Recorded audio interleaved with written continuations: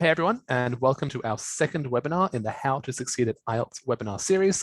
That is how to prepare for IELTS reading. Don Oliver, one of our most popular IELTS experts, is back and here to walk you through the question types and tasks for IELTS reading, what exactly examiners are looking for and when they're scoring a test, and he'll also be addressing some common misconceptions about the reading test. If you have any questions whatsoever about IELTS reading, please ask them in the Zoom comments or Q&A if you're watching via Zoom, or in the Facebook comments if you're tuning in there, and our team will pass them on to Don and myself. That's all from me. So without further ado, I'm happy to pass you over to Don. Welcome, Don. Thanks very much, Sam. Thank you very much for those words of introduction. And as you said, we're going to look at reading today. And some people find the reading difficult. Other people find the reading relatively easy in IELTS compared to writing, for example.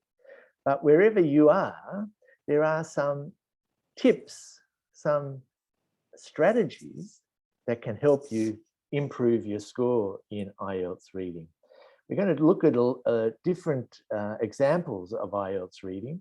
And as I said before, we're going to give you some practical advice about improving your score. The way that we score reading is basically to give you quite a wide variety of question types. And IELTS differs from some other English language tests in that the types of questions are quite varied. And this is not an accident. This is in order to test your English reading as well as we possibly can. And it means that when you do get a good score for IELTS reading, it means you can read English pretty well. There are some mistakes that people make when they do the reading test. Sometimes it's they misjudge the time. Sometimes it's they leave some questions unanswered. If they're doing a paper and pencil test, sometimes they don't write clearly or they make spelling mistakes. We'll talk about all of those things as we go along. So, reading. The IELTS reading is 40 questions and 1 hour. Now that's a lot of questions in a relatively short time.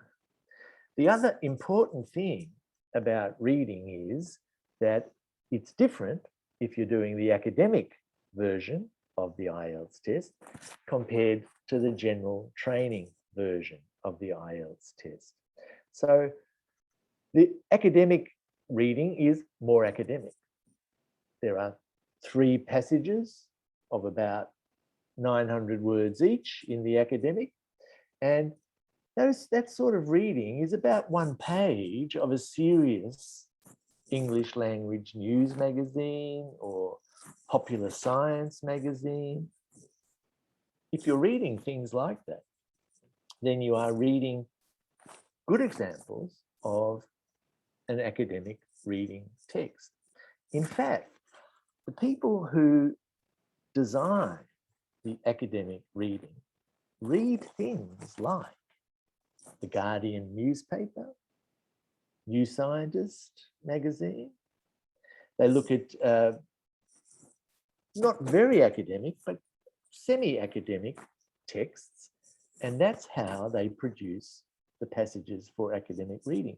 So when you see that sort of thing in a newspaper, in a magazine, read it, because this is very good practice for academic reading.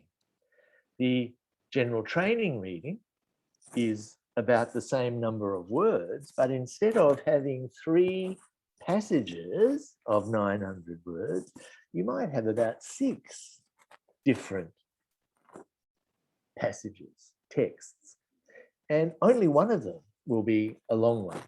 The section 3 is 1 long text, like in academic, but in sections 1 and 2, you'll have shorter texts. And we're going to look at an example of one of those later on. It's a group of advertisements, but it might be a list of rules, or it might be some instructions, and probably something to do with your workplace. Okay, that is what the reading test looks like. But I'm going to ask you a very serious question now, because some people say, well, you know, I didn't get the score I want in reading. And I ask them, well, how often do you read English? And they say, oh, maybe once a week. No. In order to improve your reading, you've got to read. I suggest you do it every day. And the great advantage of that is it won't just help your reading, it will help your speaking, it will help your writing, it will help your listening. Do it systematically. Become an active reader. Ask yourself questions when you read. Think like the examiner. What question can I ask about this paragraph? What would be a good heading for this paragraph? That's what the examiner is doing when he or she is designing the reading test. Okay, how do we test reading? Well, I've sort of said already, one of the things that we do, we give you a lot of words, a lot of questions, and a fairly short time to do it. In other words, we're asking you how quickly you can get information when you read. So speed is important. Now, of course, being a speed reader is not something that's easy to do in a second or third language. But there are some strategies that can help you become a more efficient reader. We say here that there are about 2,500 words in a reading test. But you might not have to read every one of those words. Because if you can practice skimming, that is not reading every word, but reading every 2 or 3 sentences in a paragraph, concentrating on the first paragraph and the last paragraph, looking at the important words like the nouns and the verbs particularly, not reading to the end of a sentence necessarily, but looking at the main part of sentences, then this can help you improve your efficiency. And by the way, it's something you already know how to do. When you're reading in your first language, a newspaper, you don't read every single word on the front page, do you? Your eyes skim across and you think, that's interesting, that's boring. I'm going to read that. I won't read that. This is skimming, and you need to practice doing it in English as well. The other thing that you need to practice is scanning, and we're going to practice that today in this session. Scanning begins by you looking at the questions in the IELTS reading test. Looking at the questions and thinking, what is the key information that I'm trying to find? Is it a name? Is it a number? Is it a date? Is it a place? Then, when you know that that is what you're looking for, your eyes can quickly find that place, that number, that date, that name. That is scanning, and we'll practice that in a minute. And finally, you do need to practice reading for detail, but don't do that all the time. Reading for detail means you're checking to see, is it in or is it on? Is it the most or is it more? Is it now or is it in the past? These are details which are very important for some questions, but not for every question. And we'll practice that in a minute as well. Okay. As I said before, the IELTS test is a particularly good test of English because it has a range of question types. And here you can see 5 question types. And there are subsections here as well. So it's more like about 8 different question types. Multiple choice, A, B, or C. We're going to look at a question like that. Identifying true, false, or not given. Some people hate that, but we're going to look at that as well. Matching. What is the heading that goes with this paragraph? Completion. Finish this sentence with a word or 2 words. And short answers. When did it happen? Who did that? You see that some of those questions have a little asterisk, a star after them. Multiple choice, star. Identifying, star. Sentence completion, star. Short answer, star. That's very important information. It means that the answers to your questions come in the same order as the questions come. It means, for example, if you're doing a true, false, and not given question, if you get the first answer, then you know the second answer comes after that in the passage. And the third answer comes after that in the passage. This is important information because it helps you find your way efficiently through a passage. Okay, let's look at, in a little bit more detail, the true, false, and not given type of question. Now, this is a short video that Sam himself, I believe, designed, and it's good. It's simple. Its subject is bananas, and who doesn't like bananas, right? Let's look at this, and it explains the difference between true, false, and not given. And very importantly, it tells you not to just rely on your assumptions. Don't just rely on your prior knowledge. Look at the passage and answer from the facts that are in the passage. Before we look at this video, I'll just mention one other thing. If you find that you're having difficulty getting the answer, you don't know if it's true, false, or not given, you're spending a lot of time on this, well, that's probably because the answer is not given. Okay? If it's the more difficult one, it probably means that the answer is not there. There is no information about that.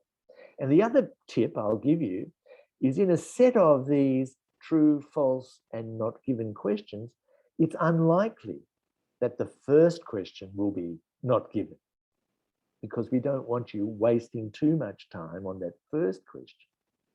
Okay, let's listen now to this video about bananas.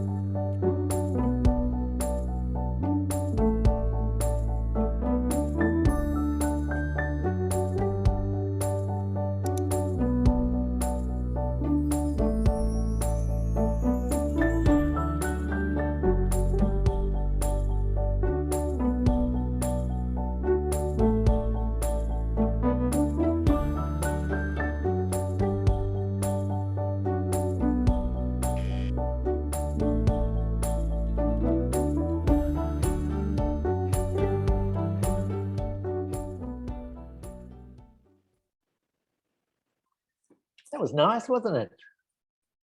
That was very well done, Sam, by the way.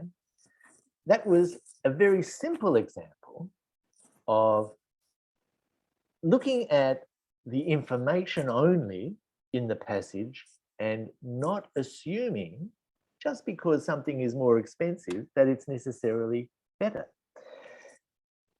Now here we're going to look at a more complex type of true, false, and not given question.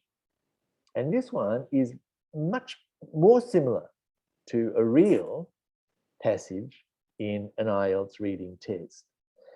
There are some difficult words here, but one tip that I want to give you is if there is a difficult word, relax. Because if there is a difficult word, it will be explained in that passage. It may not be explained directly, but you'll see here a word like Aboriginal Australians. Maybe you don't know Aboriginal, but you can see from the rest of this text that we're talking about migration 50,000 years ago. So of course, well, this means the original, the first Australians, the native Australians. And if you can relax about unknown words, and if you can practice reading without your dictionary sometimes, then you'll become more confident in your reading. Now, remember, I said scanning is to look at the questions first. So let's do that.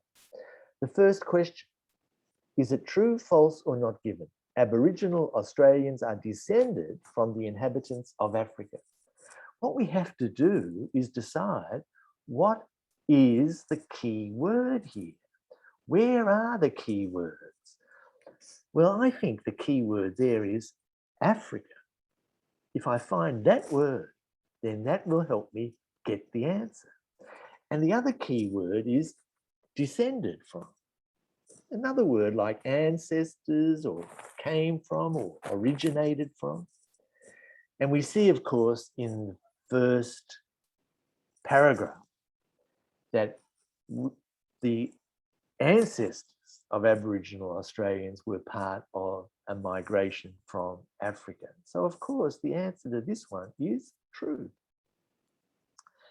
If we look at the second question, the ancestors of Aborigines settled in Australia about 80,000 years ago, we can see there the key words are 80,000 and settled or arrived.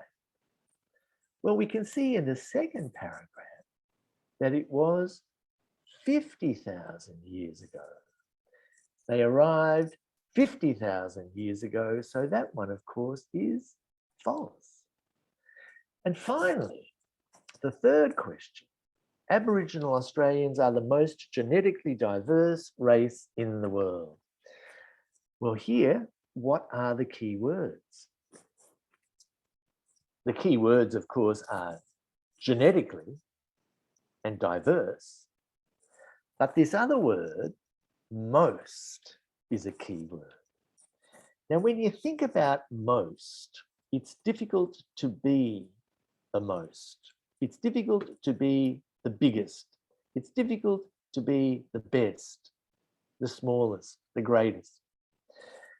This can help you a little bit because it's unlikely to be true. And we look at the passage and we see that the word genetic diversity is there in the final paragraph. But the word before it is not greatest, it's greater, it's more, not most. So here, we know that there is genetic diversity here between Aboriginal people in Australia, and that it's greater genetic diversity than some other races, not all other races. Basically, we don't know if this is true or false. There really is no information to tell us exactly whether this is true or false. So this is an example of a more difficult passage, but we use the same strategy as with that simpler one about bananas. We don't rely on any of our previous knowledge, but we try and find the key words that will help us understand the meaning. So that's academic. General training, as I said before, is a little bit different. And let's look at some general training as well. Before we do, let me just remind you of what we were talking about. Look for synonyms, okay? Look for words that mean the same. And as I said before, settled in Australia, it might be arrived. Also look for words that are confusing, distractors, ideas that are close together, but will distract you, make you believe that they are in fact exactly the same when they're not. Genetic diversity does not equal cultural diverse. Okay, let's look at a general training now. And this is a very typical general training task. A group of advertisements or advertisements if you come from America. In this is a matching exercise. And the question is, for which advertisements here are the following statements true? And the statements are, 1, which 2 jobs are in restaurants? Which advertisement is for someone to look after children? And which job involves supervising other staff? Now, this is a very good example of where the IELTS test designer has not used these exact words in the passage. That means you have to find words that mean restaurant. You have to find words that mean children. You have to find words that mean supervising other staff. You won't find those exact words in the reading. And this is where you really need to extend your vocabulary, to learn new words all the time, because that will help you read more quickly and efficiently. Look at the first 2 advertisements here. The first one is for experienced waiting staff.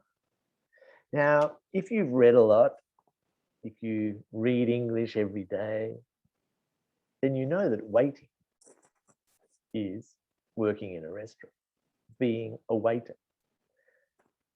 But the word restaurant is not used here. We're talking about an eating house. We're talking about service. This, of course, is about a restaurant. So this is one of the jobs that answer that first question, the 2 jobs about restaurant. Look at the second one, experienced store manager. This one is about somebody who is managing staff. They have to conduct training. They have to hire and assign staff. The word supervising other staff is not used here, but this advertisement is the answer to that third question.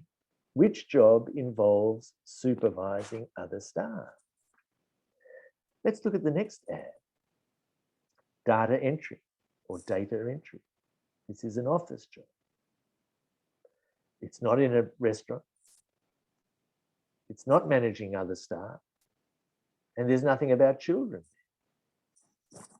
Forget about that one. What about the next one? Well, this again is a different sort of job. It's about helping older people learn how to use iPads, not children, not in a restaurant. Then we get to E. And here again, you can see words that mean restaurant, but do not say restaurant. Central Highlands Food. It's an organization in hospitality. They talk about catering. They do actually say restaurant in this one.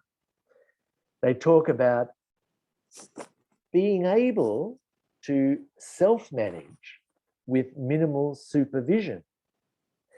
Now, this is a distractor because you might be looking for the word supervising and find this word supervision, but it's not the answer to that last question. This is managing yourself, not supervising other staff. So here is the second ad that answers that first question. The two jobs that are in restaurants are A and E. The job which involves supervising other staff is B. And the children, well, here is the answer. Now again, the word children is not used at all. If you read a lot of English, you'll know what a nanny is. A nanny is someone who is employed to look after children. And then you see 2-year-old and 4-year-old brothers. Well, of course, they are children. So this one is clearly the answer to the second question, the advertisement which is looking for someone to look after children. What we did was we were looking for the key words, but we were ready to find different words that described the same meaning. And as I said before, the more words you know, the easier your reading will become. Okay, we've looked at some good examples of academic and general training reading. And now let's finish with some advice. Read the questions first. This is what you should do. Skim. Don't read every word to begin with, but get a general idea of what the passage is about. If there's a picture, look at the picture. Look at the heading. Get a general idea of what the passage is about. And by reading the questions, you'll also get a general idea of what the passage is about. Then use your pencil, if it's a pencil and paper test, and underline those keywords. You can write all over the question booklet. And if you're doing the computer delivered test, as many people do nowadays, you can use the highlighting function there as well. Use the functions of the computer to underline keywords. Sometimes in an IELTS reading test, you are told to answer in no more than 1 word or no more than 2 words. Don't write 3 or 4 words in answer to those questions, because even if your answer is correct, it will be marked as wrong. And also, check your spelling. In the computer delivered test, you may be able to cut and paste your answer. But in the pencil and paper test, you may have to write a word. Check your spelling, and you should never make a spelling mistake, because the word you need is actually written in the passage. It will say, use a word from the passage, so you can check your spelling. But the other thing you need to do is make sure that you write clearly. I would print my answers to make it clear. Some people write freehand and their E looks like an L or their A looks like an O. If this is the case, it will be marked wrong, because the examiner will think, I can't say if this is the right answer or not. Then make sure that you relax. If you don't know a word, that's okay. It will be explained. It'll be explained in the text, or maybe even at the end of the text in a glossary. This word means that. If it's not explained, it's not an important word. So relax about that. And please practice reading without your dictionary. There are 40 questions and only 60 minutes. That means you only have a minute and a bit to find the answer to each question. So don't spend 5 minutes on a question. Leave it. You may find the answer as you're looking for the answer to another question. If you have only 2 minutes left and you have some blank spaces, fill them up. True, true, true, true. A. One of those may be correct. You don't lose points for it. There are no penalties for wrong answers. So guess if you have to. All right.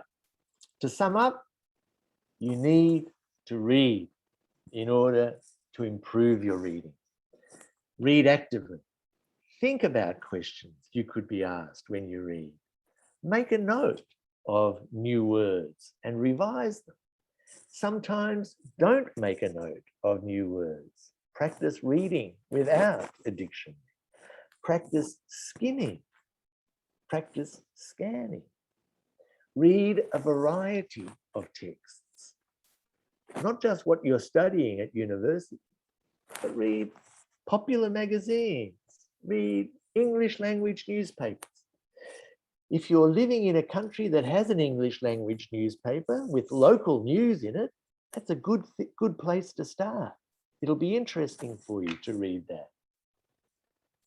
Set a target for your preparation. I'm going to read a page of this newspaper every day. I'm going to make some notes about what I read every day. I'm going to set myself a target of 5 new words every day, and I'm going to use them to revise. I'm going to look at a subject on the internet that I'm interested in and read about that.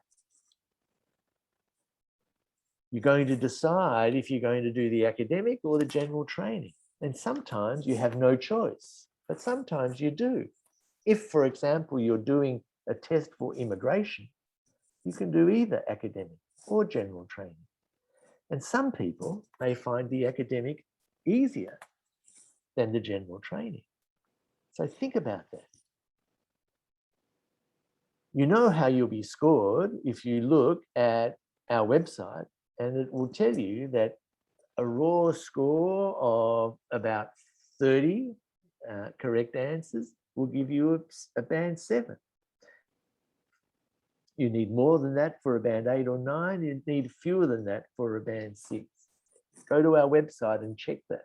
And remember that you need to spell your answers correctly, otherwise they won't be marked as correct. And that means you should review your answers before the end of the test. Check for little spelling mistakes. Check that you have put the right answer in the right place. IELTS preparation is great. It helps you understand the types of questions you're going to be asked, but you need to do a bit more than that. It's not just test taking skills, it's actual proficiency and knowledge of written English. Okay, it's difficult to get a band 7 or 8 or 9 in IELTS, and that's fine, because a 7 or better means you're a very good speaker. You're a very good user of English. And everybody knows in the world that a band 7 or better in IELTS shows that you are capable of using the language, but it doesn't happen immediately. Be realistic. It takes some time. Take a long-term approach. And anything that you learn in English will help you in IELTS. It might be the words of a song. It might be something that you saw on YouTube. It might be a conversation you had in the supermarket with somebody. All of this is useful when you come to an IELTS test. So push yourself to use English every day, whether you're at the bus stop or the supermarket or on the internet. Check out a bit of English every time. The sort of help that we can give you is numerous. We have a website, IELTS.idp.com, that has preparation materials. We have a Facebook page where questions are asked and answered in some detail. Instagram as well. TikTok, all those things that we love to use. There are practical tips by IELTS experts on our website and some very useful YouTube videos. We saw one today already. So there are lots of ways that you can improve your IELTS score, and I hope that I've given you some good ideas today to do just that. Our next session will be on the 4th of November at 5 o'clock Australian time, and it's all about speaking. All right, so that is about it from me, Sam, and I'm very happy to answer any questions that might have been asked while I was blabbering away. I wouldn't call it blathering, I'd call it an excellent webinar. Oh, thank you. First of all, thank you, Don, for the shout out. That True, False, and Not Given video was a fun collaboration between myself, our digital content producer, and one of our experts who's located in Melbourne.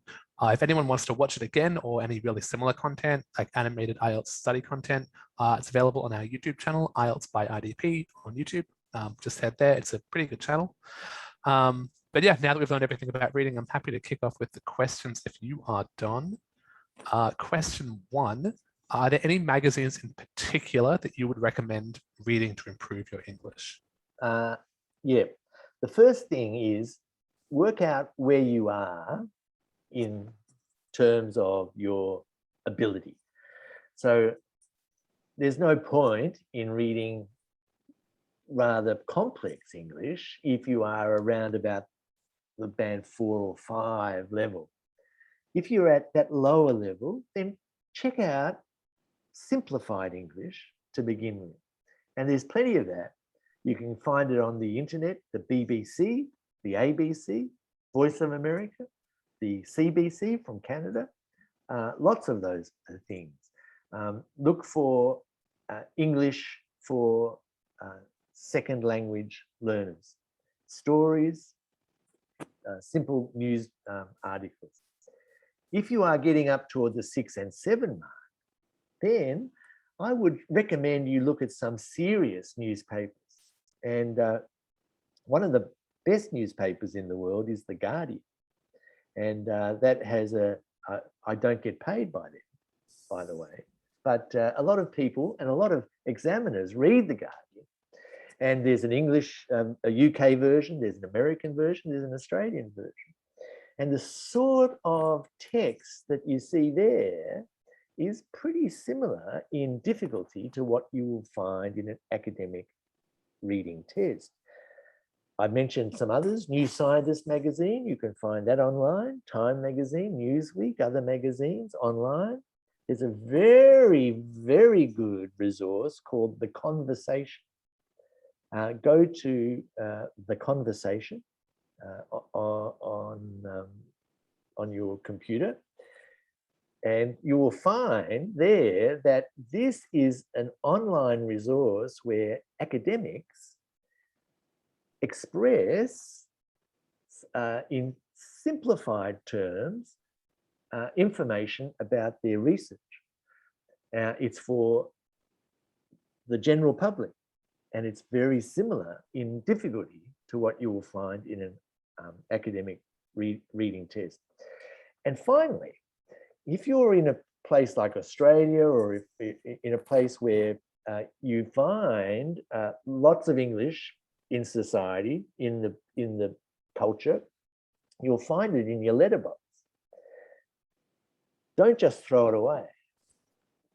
Pizza delivery, specials, house window cleaning service, supermarket specials. This is perfect general training reading. So read it. Okay, that's my advice, Sam. That was in depth. I think you covered everything I could possibly think of. Probably missed something. I don't know. It's why you're the expert, I think. I think that was all the bases. Okay. Question 2, what sources of information would you most recommend using to study for IELTS general training? Generally speaking, not just reading, then general training, as I said, has a focus on work. And very often in the writing, you might have to write a letter about something to do with your work. In the reading, you may have to read some instructions or rules that are related to workplace.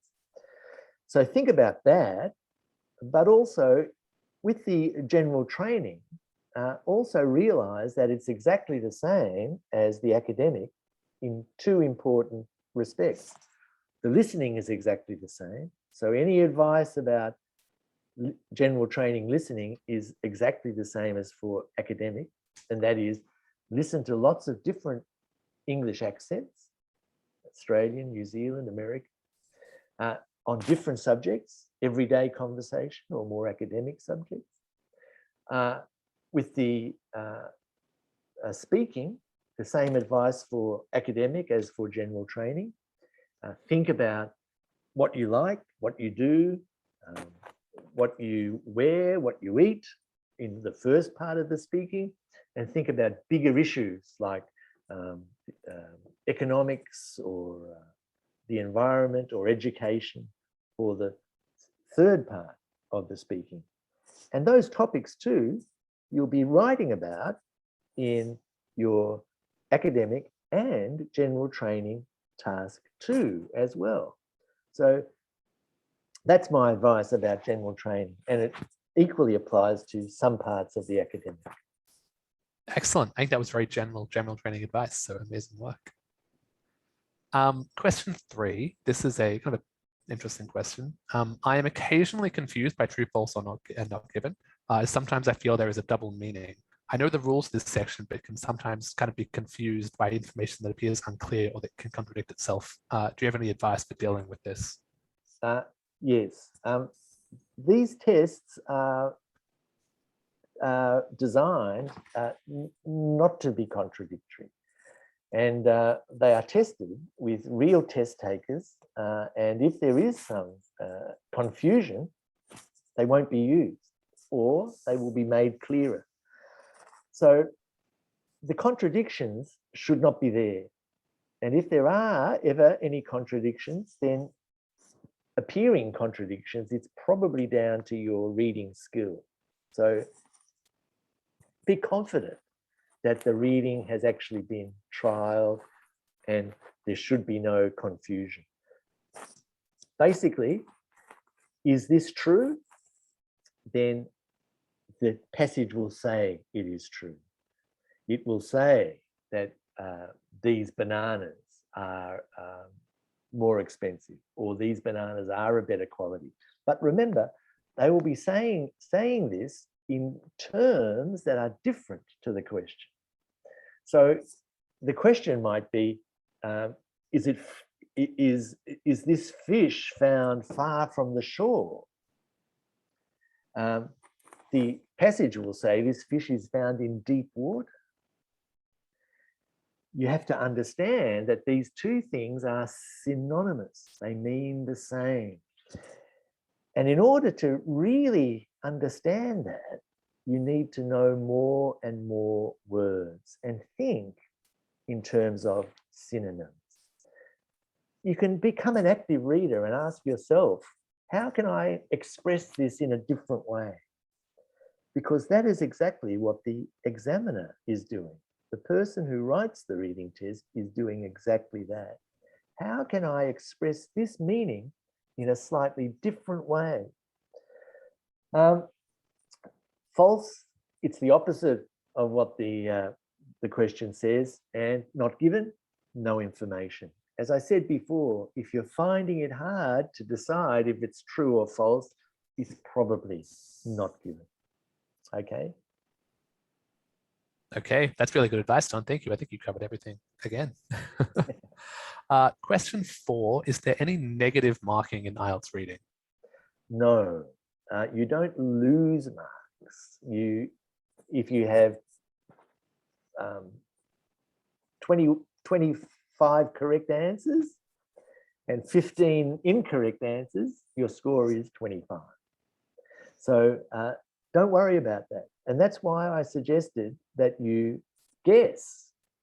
If you've got 5 questions unanswered and 1 minute left, A. Guess, because 1 or 2 of those might be correct. And that could lift you from your 6.5 just up to your 7. Excellent. Thank you, Don. Question 5 is kind of almost a philosophical one. Why is it that we are tested on our understanding of text and not our ability to read something out loud like we do in speaking or to someone? Well, anyone can read out loud and not understand a word. I can read things in French or Japanese and not really understand what I'm saying. So the speaking test does test your ability to pronounce English words correctly, to produce spoken English. And really, we don't need any of that in the reading test. The reading test is purely your reading comprehension. Excellent. Good answer. Thank you. Next question. Do we have a few minutes before the test begins to read through the paper like in a university exam? No. You begin at when the clock is at 0 and you are told you can open your booklet. Or in terms of the computer delivered test, it will appear. And after 60 minutes, close your booklet. So you have to manage your own time. You have to give yourself enough time to skim quickly to get the general gist of what the passage is about. Give yourself enough time to look at a group of questions and figure out the key words. Give yourself enough time to answer the 13 or 14 questions in each of the 3 passages, and try not to go over 20 minutes for each of those passages, because you need 20 minutes for each one of them. And hopefully give yourself a little bit of time at the end just to check that you haven't made some silly spelling mistakes or things like that. Excellent. Perfect answer on time management, I think. I'll wait for you to finish your sip and ask you the next question. Sorry, it's so unprofessional, really. No, it's great. You've got to stay hydrated to answer all of these questions. Well, that's so true. Next question. Which part of the reading test do you believe candidates find the most difficult? And do you have any advice on how to tackle that section? Well, I suppose this question is really about what type of question is the most difficult, because some people may find a particular topic easier than another. Some people might find the general training passages simpler than the academic ones. But when we come to question types, a lot of people, and an earlier questioner asked us about true, false, and not given. That is difficult, challenging for some people. But I think one of the most challenging is the matching one, where you have to find the correct heading or the most suitable heading for a paragraph. That causes a lot of difficulty for some people. And again, this is something you can practice. It might be a matter of seeing how often a particular word or synonym for an idea is repeated in this passage, and see if it is contained in one of the headings. It might be using a strategy like starting with the shortest paragraph first, get that out of the way.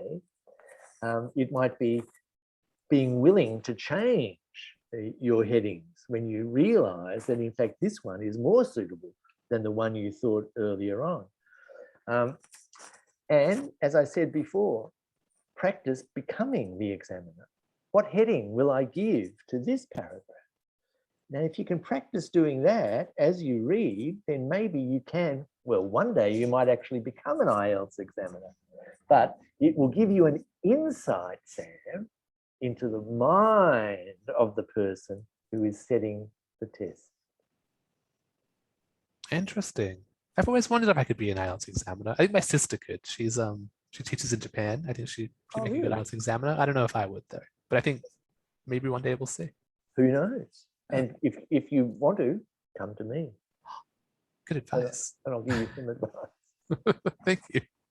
You're good at that so far. Next question. I think I've heard you answer this one at least maybe 5 times ever. Does it make a difference to the marking examiner if I use words that are different in certain countries, such as color or color with a U, basically British versus American spelling? Yes. No, it doesn't make any difference. It's the International English Language Testing System.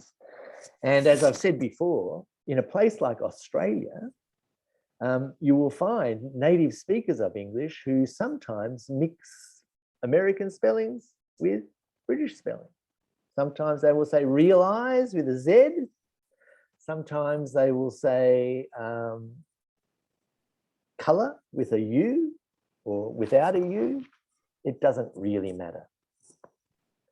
But don't write color with a K. That is a mistake. Big mistake. Next question. I think I've heard you answer this one a couple of times as well.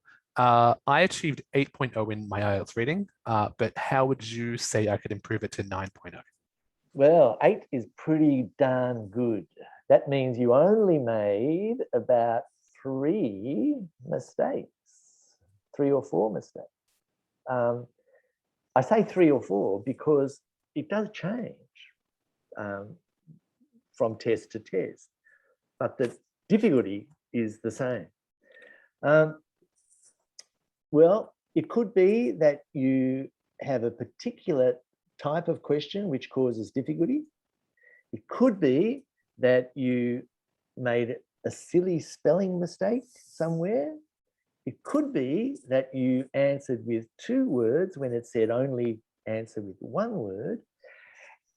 And my advice is this: go to our website and look at one of our services called Reading Assist. And there we will give you a practice test and you will answer it.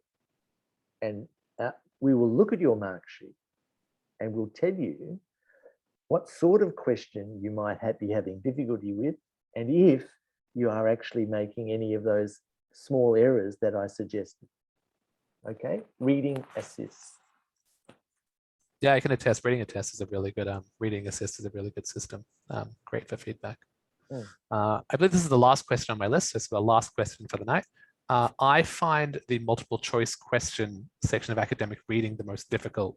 Do you have any advice on how I could handle the multiple choice section? Yes.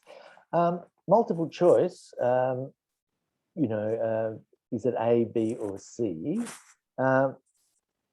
Look, to be honest, I don't really have any specific advice for that.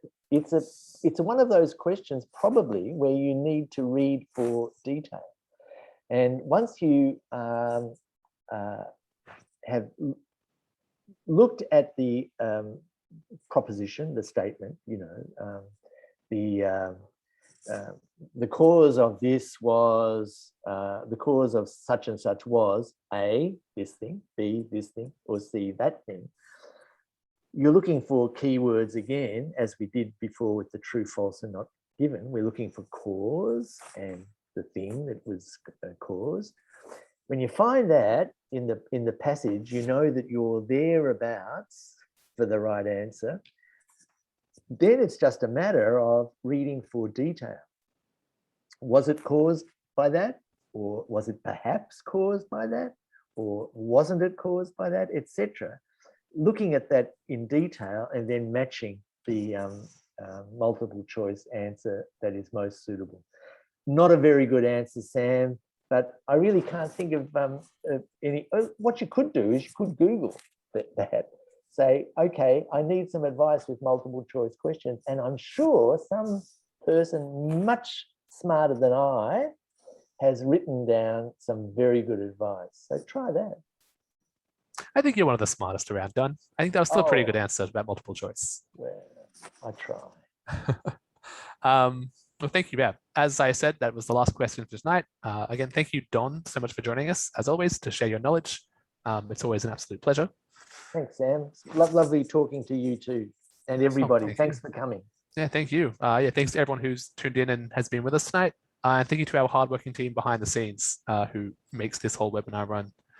If you're looking for more IELTS preparation material, make sure to head to our website, ielts.idp.com, especially our new Prepare Hub, which is filled with preparation assets just to specifically help people study for their test. Additionally, we'd recommend checking out our other social channels, which are IELTS Essentials from IDP on Facebook, IELTS.essentials on Instagram, and at IELTS on TikTok. That's all from us. Thank you and have a wonderful evening. Thank you again, Don. Thank you. See ya. Everybody.